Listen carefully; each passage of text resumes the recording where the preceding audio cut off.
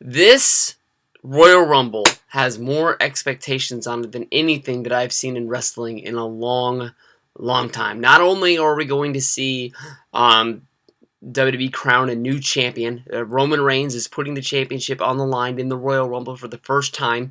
It wasn't like it was really his choice. It was due to Vince McMahon and Stephanie McMahon basically pushing him to the point where Sheamus wasn't going to be able to get the job done. They had done everything they could do to try and stack the deck against him, so why not put him in the Royal Rumble and make him put the championship? All versus one, or one versus all, whatever the tagline is for this show.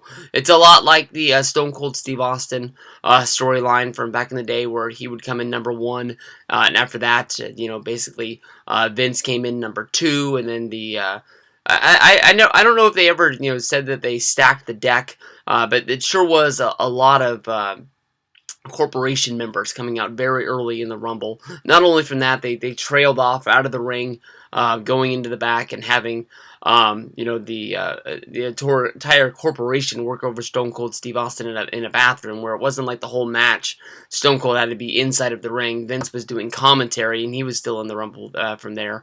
Once Stone Cold made his return, you see that big wide-eyed thing. I'm not sure that they're going to go that way. They've always tried to make Roman Reigns look real strong.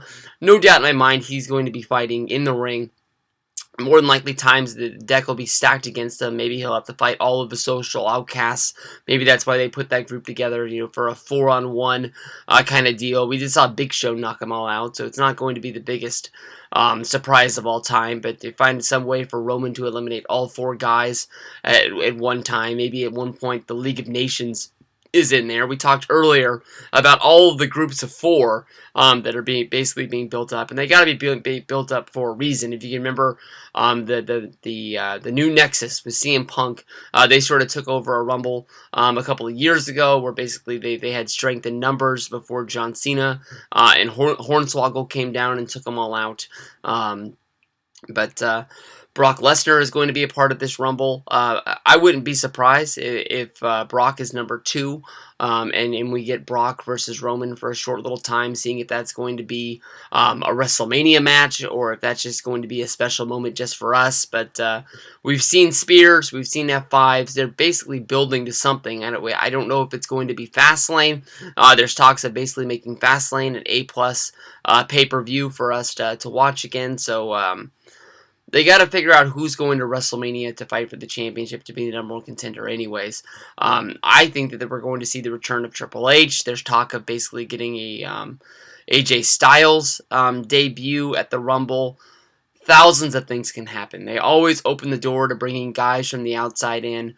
How many rumors have we heard that Daniel Bryan might be cleared, and they might be Daniel Bryan having a surprise entrant in the Royal Rumble to try and kick his WWE career off again for the third, well, I guess it'd be the fourth, because he was part of the Nexus. He got fired. They brought him back at SummerSlam. They built him all the way up into WrestleMania 30. He got injured. He came back for WrestleMania 31.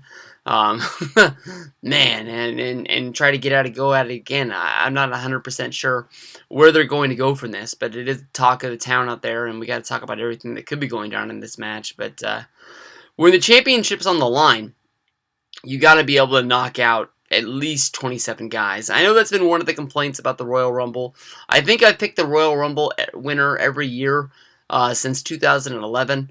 It just was obvious to me that Alberto Del Rio was going to get the win. He had the moment on Monday Night Raw with Shawn Michaels, and they just kept on putting him out there and tried to make him look like he was a big deal.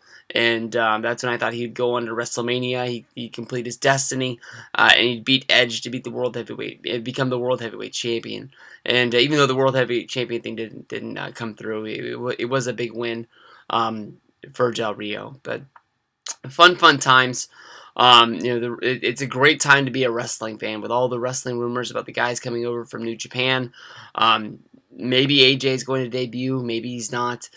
Maybe they'll save it for another day because of the fact that so many people know about it. I think that Jim Ross on his podcast sort of said it wasn't going to be the Rumble, that he thought it was going to be the night after the Rumble.